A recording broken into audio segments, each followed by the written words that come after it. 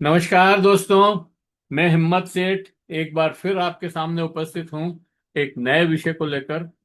दोस्तों, आज हम साहित्य पे चर्चा करेंगे। और साहित्य में एक पुस्तक आई है, बम्बई मुंबई बम्बई बॉम्बे।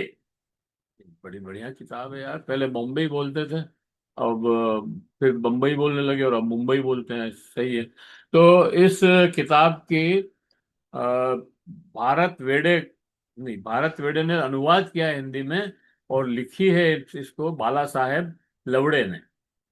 तो मराठी की किताब है, ये मराठी भाषा में लिखी हुई है और फिर इसका अनुवाद किया है हिंदी के अंदर। और ये कविताओं की किताब है, और इसको लिटिल बर्ड पब्लिकेशन ने प्रकाशित किया है। इसकी इसकी 399 रुपये कीमत है, और 200 पेज की किताब है शायद, 175 पेज की किताब है। तो इस तरह से ये किताब, और हिंदी में हिंदी में इसका अनुवाद है कम, जो काफी अच्छी कहा मतलब कविताएं हैं इसमें। पूरे बम्बई के अलग अलग जगह से अलग अलग चीजों को लेकर के कविताएं हैं, और इसलिए इस पे बात करना अच्छा लगेगा। हमारे साथ हेमेंद्र चंडालिया हैं, प्रोफेसर हेमेंद्र चंडालिया। आप किसी परिचय के मोहताज नहीं हैं इस मंच पर। तो ये मतलब इन्हीं का है, ये मंच आते रहते हैं। और आप सबका इस मंच पे बहुत बहुत स्वागत है। बातचीत शुरू करें इस पुस्तक पे, उसके पहले ये अपील कि अगर आपने अभी तक भी हमारी यूट्यूब महावीर समता संदेश को सब्सक्राइब न किया है तो सब्सक्राइब कर लें, बेल आइकन दबाना न भूलें। और अगर वीडियो अच्छे लग रहे हैं तो लाइक करें, फॉरवर्ड करें, अपने मित्रों को भेजें, परिजनों को भेजें, सोशल ग्रुप्स में डालें। मतलब ये है कहने का कि ज़्यादा से ज़्यादा इसका फैलाव होगा, तभी इसका बनाने का भी मतलब है और आपके देखने का भी। क्योंकि ये जो हम वीडियो बनाते हैं, ये बहुत ही गंभीर विषयों पर वीडियो बनाते हैं, और जनजीवन से जुड़े विषयों पर ही हम इसमें ज़्यादा जगह देते हैं, प्रोत्साहित करते हैं। तो इसलिए वो चीज़ें जो है लोगों तक पहुंचेगी, तभी उसका कुछ लाभ लोगों को मिलेगा। तो आशा करते हैं कि आप इनको सब्सक्राइब करेंगे, और अपने दूसरों को भी निवेदन करेंगे कि इसको सब्सक्राइब करें, लाइक करें, फॉरवर्ड करें। अब मैं हेमेंद्र चंडालिया जी, आपका बहुत बहुत स्वागत है हमारे इस यूट्यूब चैनल पर। आपके यूट्यूब चैनल पर आपका स्वागत। और आप बम्बई घूम के आए, बड़ा अच्छा है। तो ये इस पुस्तक के बारे में आप बताएं कि क्या। नमस्कार मित्रों। साहित्य चर्चा के क्रम में जो श्रृंखला हमने प्रारंभ की है, उसमें अनेक पुस्तकों की चर्चा हमने पिछले दिनों की अनेक अनेक अवसरों पर।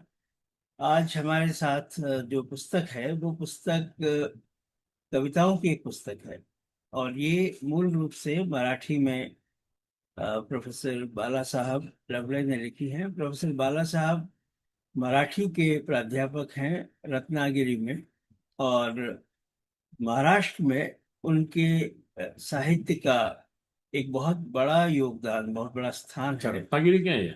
वे उपन्यासकार हैं, कवि हैं, अनुवादक हैं, आलोचक हैं, प्राध्यापक तो हैं ही।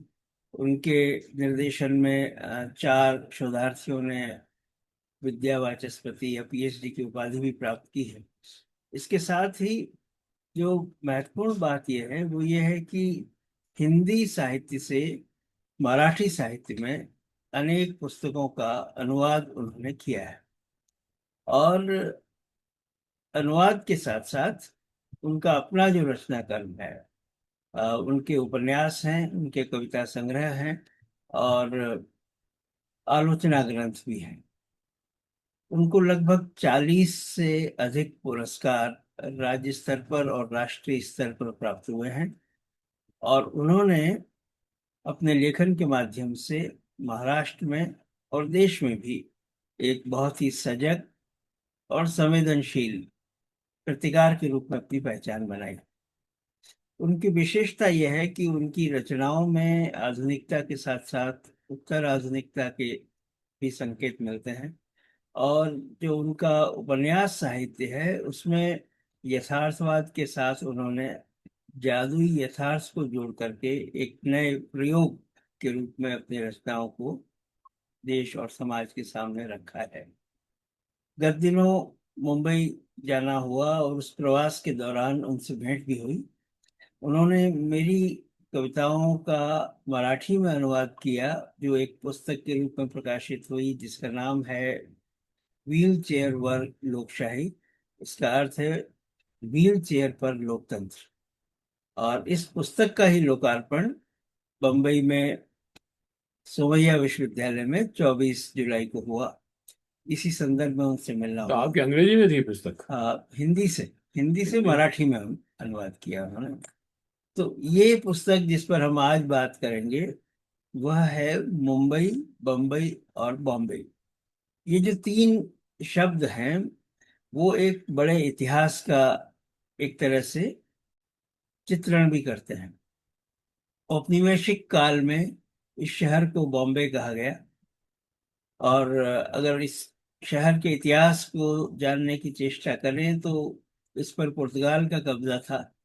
और इसके एक भाग को पुर्तगाल के तत्कालीन शासकों ने अपनी राजकुमारी के विवाह में कुछ हिस्सा इंग्लैंड को दहेज में दे दिया था। बड़ा महत्वपूर्ण और बहुत ही दिलचस्प इसका इतिहास भी है। और इसीलिए वहाँ की संस्कृति में हम देखते हैं कि पुर्तगाल के भवन निर्माण कला भी देखने को मिलती है। ब्रिटिश काल के चिन्ह भी, अवशेष भी हैं। पारसी समुदाय है वहाँ जो बहुत महत्वपूर्ण भूमिका निभाता रहा है। और इस तरह से भारत की आर्थिक राजधानी तो ये है ही, एक कॉस्मोपॉलिटन नगर है ये। और इसकी विशेषता ये है कि समाज का विभिन्न जो तबके हैं, गरीब से गरीब लोग और अमीर से अमीर लोग सभी इस शहर में हैं। धारावी एशिया की सबसे बड़ी कच्ची बस्ती है।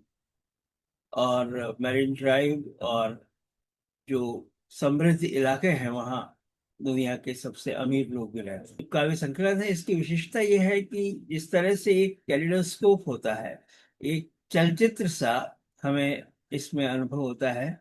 बम्बई के विभिन्न स्थानों का उल्लेख करते हुए रचनाएं हैं। अनेक रचनाओं का शीर्षक वहाँ के स्थान है, चाहे वो दादर हो, चाहे हाजी अली हो, चाहे बॉम्बे सेंट्रल हो, सीएसटी हो, या उन लोगों के नाम जिनका संबंध इस शहर से रहा है। जो प्रारंभिक कविता है वो मुंबा देवी पर केंद्रित है। और मुंबा देवी जो कि मुंबई या बॉम्बे की एक तरीके से अधिष्ठात्री देवी कही जा सकती है। 115 कविताओं का ये संकलन हमारे सामने है। और इसका अनुवाद भारत बेड़े जी ने किया है मराठी से हिंदी में। इस पुस्तक की बहुत चर्चा देश भर में है। और मैं मानता हूं कि जब हम एक भाषा के रचनाकार को अनुदित रूप में दूसरी भाषा में पढ़ते हैं तो वो एक किस्म का सांस्कृतिक पुल का काम करता है। क्योंकि भाषाओं का जो अनुवाद है, रचनाओं का अन्य भाषाओं में अनुवाद है, वो न सिर्फ वो किसी एक रचना का अनुवाद होता है बल्कि एक संस्कृति से दूसरी संस्कृति में जाना भी होता है। तो इस माध्यम से मैं सोचता हूँ अनुवाद का महत्व पूरी देश में, दुनिया में है। क्योंकि हम अनुवाद के माध्यम से ही जो हमारा पूरा एक वैश्विक परिदृश्य साहित्य का उस तक पहुंच पाते हैं। तो आज हम बात कर रहे हैं इस कविता संग्रह की, और इस कविता संग्रह के माध्यम से उन सारी महत्वपूर्ण वैचारिक परिस्थितियों की जिसको बम्बई हमें याद दिलाती है। बम्बई जो बदल रहा है वो कभी भी स्थिर या स्टैटिक नहीं रहा। जो बम्बई रहा वर्षों तक, हमारी फिल्म नगरी रहा। बम्बई को लेकर अनेक गीत लिखे गए, अनेक उपन्यास लिखे गए। ख्वाजा अहमद अब्बास ने एक पुस्तक लिखी जिसका नाम था बॉम्बे माई बॉम्बे। और उन्होंने भी लगभग इसी तरीके से एक कैलिडोस्कोपिक डिस्क्रिप्शन उन्होंने अपनी किताब में किया है। फिर उपनिवेश काल में इसे बॉम्बे कहा गया और आज यह मुंबई नाम से जाना जाता है। तो इस पुस्तक में जो रचनाएं हैं उनमें से कुछ रचनाओं के माध्यम से ही मैं आपको परिचय कराता हूँ लवडे साहब का, जिन्होंने ये रचनाएं लिखी हैं। उनके चार कविता संग्रह हैं। महाद्वार, जो 2015 में प्रकाशित हुआ। मुंबई बम्बई बॉम्बे, जो पुस्तक हम आज बात करेंगे, जिस पर 2017 में प्रकाशित हुई। फिर एक कैफियत 2021 में, और ब्लाटेंटिया 2023 में। चार कविता संग्रह इनके प्रकाशित हुए, और इसी तरह से चार उपन्यास भी इनके प्रकाशित हैं। पिपीलिका मुक्तिधाम 2019 में, शेवटची लाओग्राफिया 2022 में, कालमेकर लाइव 2023 में, और चिंबोरे युद्ध 2024 में। मैं जिस कार्यक्रम में था उसमें इनकी जो अंतिम रचना चिंबोरे युद्ध है, उसका भी लोकार्पण हुआ, अन्य पुस्तकों के साथ साथ। मैं उनकी जो पहली रचना है उसकी कुछ पंक्तियों का पाठ आपके सामने करूंगा, और उसके माध्यम से हम जान पाएंगे कि अ, मुंबा देवी नाम की ये एक कविता है, इस शीर्षक से कविता है, जो इस संकलन की प्रथम कविता है। प्रोफेसर बाला साहब लिखते हैं, सहस्त्र भुजाओं में शस्त्र धारण कर कृपा करने हेतु तुम होती उपस्थित महा अम्बा। उत्पत्ति, प्रगति और गति, तुम्हारे तीनों रूप परिवर्तित होते हैं। मनुष्य की जीवन के ऋतु की लीर हुई चादर में डुबक जाते हैं। असीमित सपनों के मनोवांछित पत्थर, अस्तित्व शून्य, दरिद्र, दुखी, विस्थापित, संध्या में प्रकाशित तुम्हारे दृष्टि साक्ष्य से जीवन की कल्पनाओं के पंख के साथ मनुष्य उड़ने लगते हैं हवाओं पर। तुम्हारे कृपा रूपी वरदान हर एक के मस्तक पर यतन प्रगति के अनेक पंखों से नश्वर मनुष्य का। तुम होती हो स्वप्न नगरी, माया नगरी, सरस्वती। पथ प्रार्थना में पागल रहता है। पवित्रता के स्रोत, व्याप्तता के भीड़ के करतल ध्वनि पर तेरी आरती गाता। तो ये प्रारंभिक कविता है जिसमें बाला साहेब अधिष्ठात्री देवी का स्मरण करते हैं, और उनके माध्यम से एक चित्र प्रस्तुत करते हैं जो प्रगतिशील बम्बई है, जो नगर है उसका, और उसमें जो विभिन्न उसके अवयव हैं, विभिन्न अंग हैं, उनका उल्लेख करते चलते हैं। इस कविता को पढ़ते हुए ये भी लगता है कि जो अनुवाद हुआ है उस अनुवाद में जरूर जो लय है मूल मराठी की, उसको निभाने की चेष्टा भारत वेड़े साहब ने की है। हालांकि ये बात हम सभी जानते हैं कि जो रस मूल कविता का होता है वो शायद अनुवाद प्रखरता के साथ और उतनी सरसता के साथ नहीं आ पाता। दूसरी कविता जो एक दूसरा चित्र प्रस्तुत करती है, और बम्बई का जो यथार्थ है, जो उसके जीवन की कठोरता है, वहाँ की जो बहुत ही कठिन परिस्थितियां हैं जिसमें लोग जीने के लिए विवश हैं, उनका एक चित्र हम देखते हैं। एक शीर्षक कविता है जिसका नाम है लबालब पेशाब घरों की गिनौनी गृहस्थियां। तो ये एक बम्बई का दूसरा चित्र है जो काफी विभत्स सा दिखाई देता है। इसमें वो लिखते हैं, देखें तो जरा क्या बन सकता है ये आपकी कविता का विषय। किसी चैनल का प्राइम टाइम, आपके अखबार की हेडलाइन। आने वाले आते रहते हैं कतार में, जाने वाले जाते रहते हैं रख कर नाक पर रुमाल। वे रोते नहीं, बिलखते नहीं। आती रहती है रोटी सेकने की मीठी खुशबू सीढ़ियों के नीचे से। नन्हे बच्चे खेलते रहते हैं। उन्हें है गर्व संस्कृति पर, देश पर, धर्म पर, राजनीति पर, उन्नति पर, शांति प्रिय लोगों पर, अहिंसक इंसानों पर, मानवता पर, दानवता पर। सचिन के लगाए छक्के पर वे हो जाते हैं खुश। पीटते हैं तालियां। लबालब पेशाब घरों की घिनौनी गृहस्थियां चलती रहती है। एक दो रुपयों में पानी डालती रहती है, खिलती रहती है शौचालय में।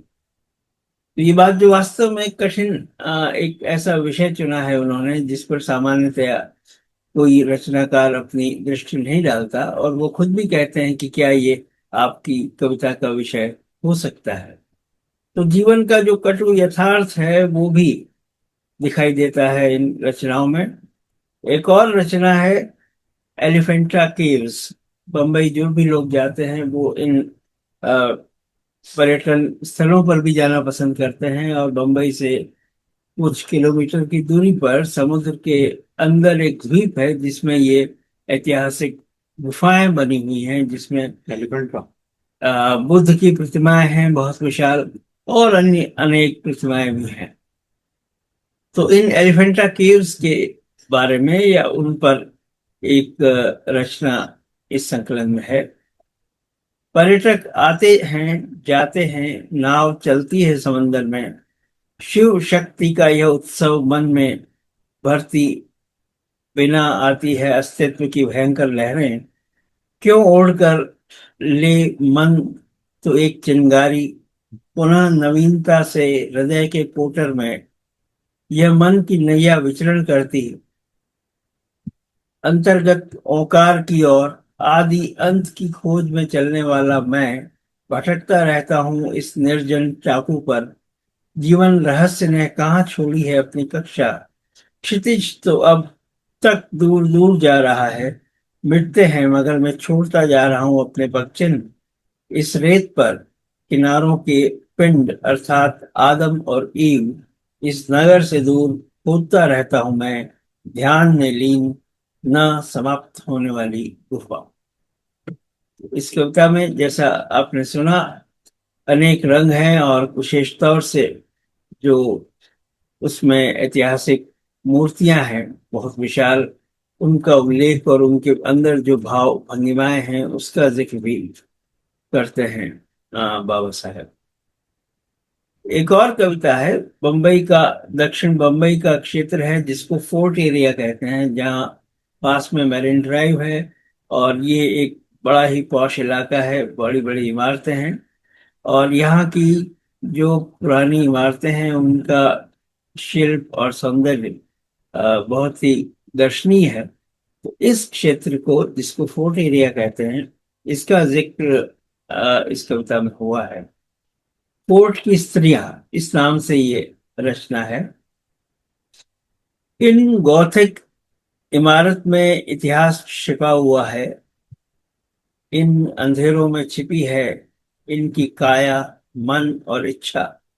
अंधेरे में चमकी दमकी चमकदार मोरनियां, चमकती दीपमाला, सूर्य प्रिया की चांदनियां, मन शीतल मंगल स्वतेज से उतरती इस अंगना, होठों पर लाली, मुख पर पाउडर, पान चबाती हुई रात हो जाती है रंगीन इनकी वजह से।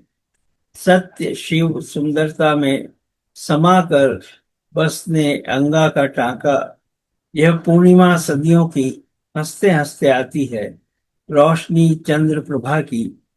यह बेसुरे आवाज में रात्रि गाती, तू पार्वती तू द्रौपदी तू शिव का तेज शई, पवित्र सुंदर नारी खड़ी भीड़ में कैकई। कितने यह हाव भाव संकेत, कितना होता नर्तन, आदि अंत में अनंत वह मगर अपवित्र आंगन। प्रकृति में पुरुषार्थ प्रतिदिन आनंद में नहाई, लगाया पाउडर किंतु वो सतियां हुई चांदनियां क्यों बहकी। क्यों किसी ने उन्हें फंसाया, बेचा आकाश किसने, पिंजड़े में समा गई किसी की बहन।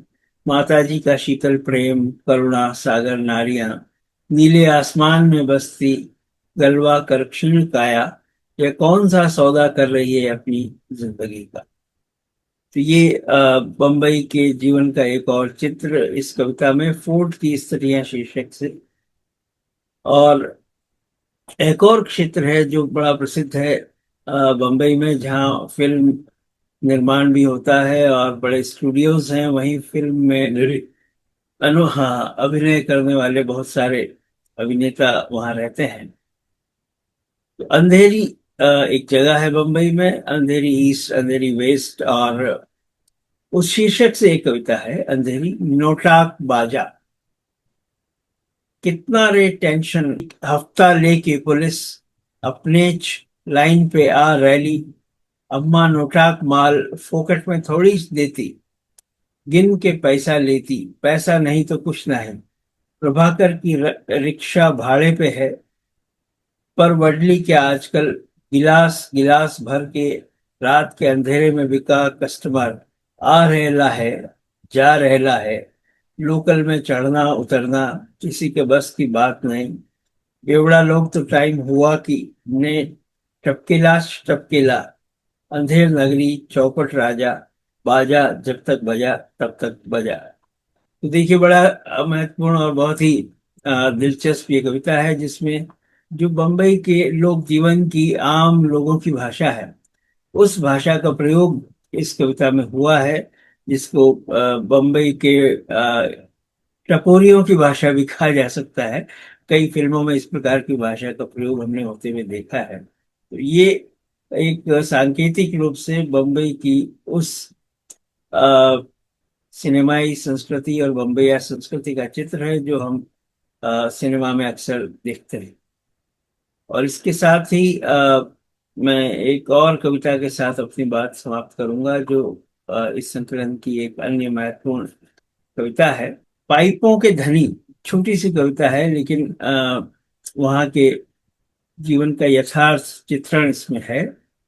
पाइप के धनी, लेट गए लोग, काल रात्रि धाक, अंतर में किसने चुभाई सुइयां, मनुष्य को सूखा ही गम, उनका क्यों रे ईश्वर धर्म हाथ, अज्ञानी ही दुख, ज्ञान को पराए सताए हुए, पाप पुण्य पुनः छुए चरण, खाए कोई मक्खन, धर्म पगला दुखियों की संगत में, आकाश का बल सुलझाए ज्वाला लड़ाई हेतु।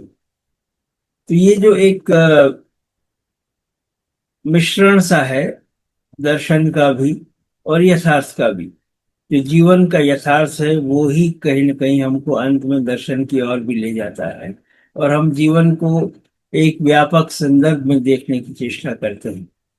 तो ये रचनाएं जहाँ जीवन के यथार्थ से हमको जोड़ के रखती हैं, वहीं उस दार्शनिक सत्य के पास भी ले जाती हैं, जो इस दर्शन से यथार्थ से होकर के हमारे जीवन में आता है। तो ये कविताएं बहुत ही अच्छी कविताएं हैं। ऐसी रचनाएं जिनके माध्यम से आप एक शहर को, उसकी संस्कृति को, उसके परिवर्तनशील इतिहास को भी जान समझ सकते हैं। तो इस पुस्तक के बारे में इतना ही। जब कभी मौका मिले, अवसर हो, तो आप इस पुस्तक को पढ़ करके इसका आनंद लें, और एक अन्य भाषा के एक बड़े रचनाकार को जानने का एक माध्यम है ये पुस्तक, मुंबई बम्बई बॉम्बे। धन्यवाद। इसमें कुछ राजनीतिक कविताएं नहीं है, मतलब हाँ, हाँ, वो- मुझे ऐसा लगा कि ये कि बहुत सारी जो रचनाएं हैं वो जिसको हम डिस्क्रिप्टिव पोएट्री कहते हैं, हाँ, वर्णनात्मक कविताएं ज्यादा हैं, और कहीं कहीं उसका दर्शन का जो पक्ष है। क्योंकि बम्बई एक तो स्लम्प एरिया से जानी जाती है, और मेरे समझ में बहुत 55 से 60% लोग जो है वहाँ स्लम्प में या फुटपाथ पे रहते हैं। तो एक वो बड़ा जो बम्बई का जो जीवन का पक्ष है, वो छूटा हुआ लगता है इसमें। हम्म। दूसरा, जो ट्रेड यूनियन मूवमेंट जो के लिए दिल्ली मतलब बम्बई जाना जाता है, बड़े बड़े आंदोलन हुए वहाँ पे, म्युनिसिपल कॉरपोरेशन के भी और बेस्ट सर्विसेज के भी, और भी कई इंडस्ट्रियों के, उसका भी पक्ष इसमें नहीं आया, मुझे ऐसा लगता है। तो क्या ठीक है, वो तो सब चीजें नहीं आ सकती हाँ, है एक ये चीज। और इसमें ये भी है कि बहुत सांकेतिक रूप से कुछ ही रचनाओं का मैंने उल्लेख किया है, हाँ, अन्य ये भी हो रचनाएं भी सकता है। हैं, जैसे जो वहां पर टिफिन सर्विस, हाँ, जो डिब्बा टिफिन वाले हैं, टिफिन वो सर्विस का एक भी जो है। बम्बई में बहुत बड़ा उसका योगदान है वहाँ के लोक जीवन बिल्कुल में। बिल्कुल। उस पर कविताएं इसके अंदर हैं। साथ ही जो मैंने पाइपलाइन वाला जिक्र किया, तो अनेक लोग जो है वो बम्बई में पाइप्स में रहने के लिए बाध्य हैं, हाँ, विवश हैं। वही तो स्लम जीवन वाला में जो कठिनाइयां हैं उसका उल्लेख इसमें है। ये बात जरूर है कि जो बहुत स्पष्ट राजनीतिक चेतना या आंदोलनों से जुड़ी हुई कविता है, उन तक शायद मैं नहीं पहुंच पाया। हो सकता है हाँ। कि फिर कभी और हम चर्चा करें तो हाँ, एक तो उनका इसमें उल्लेख मेरे कर को लगता है पाएंगे। कि जो लाइफ लाइन है बम्बई की, रेलवेज की हाँ, लोकल उसका लोकल जिक्र ट्रेन। उसमें है। लोकल अच्छा। ट्रेन्स का जिक्र है, अनेक कविताओं में हाँ, उसका उल्लेख है। और उसके बिना तो बम्बई की हम कल्पना भी नहीं कर कल्पना भी सकते। नहीं कर सकते, वही। तो वो जरूर इसमें है। तो कई चीजें ऐसी हैं जिनका मुझे लगता है कि जैसे जैसे हम इस पुस्तक को और पढ़ेंगे या हमारे पाठक पढ़ेंगे, तो उनको वो सारे पक्ष भी जानने को मिलेंगे जिनको हम इस छोटी सी बातचीत में सामने नहीं लिख पाए। ठीक है, बहुत बहुत आभार आपका। आपने बहुत ही अच्छी कविताएं सुनाई, और इसका हेडिंग बहुत बढ़िया लगा। तो मुझे तो बम्बई, मुंबई, बॉम्बे, जो हेडिंग है वो भी बहुत अच्छा है। तीनों नाम से परिचित है ये शहर, जाना जाता है मतलब। और बहुत सारी खूबियां हैं इस शहर की, और बहुत सारे चुनौतियां भी है, और झंझट भी है। तो ठीक है, इस वीडियो को हम यही समाप्त करते हैं। आशा करते हैं कि आपको ये वीडियो पसंद आया होगा। पसंद आया हो तो लाइक करें, फॉरवर्ड करें, और लोगों को भी भेजें। और अगर आपने अभी तक भी हमारे यूट्यूब चैनल महावीर सुनता संदेश को सब्सक्राइब न किया है तो सब्सक्राइब कर लें। बेल आइकन दबाना न भूलें। प्रोफेसर चनालिया, आपका बहुत बहुत आभार कि आपने हमें समय दिया और हमारे दर्शकों को एक नई पुस्तक से परिचय करवाया। साहित्य से परिचय होता रहता है अगर हमारे पाठकों से या हमारे श्रोताओं से, तो वो एक नई जीवंत चीजें बनती है उससे। जय हिंद, जय भारत। मिलते हैं फिर किसी और वीडियो के साथ।